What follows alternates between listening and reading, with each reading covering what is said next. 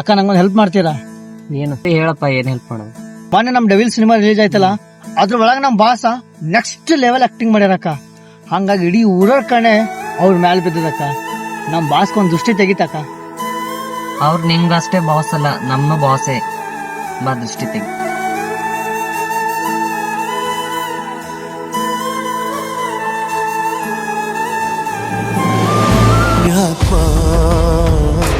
ಪುಣ್ಯಾತ್ಮ ನೀನಯ್ಯ,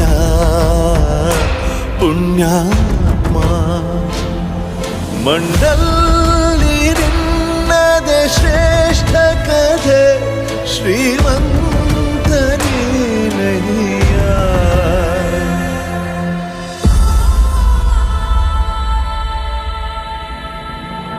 ನಿಂದು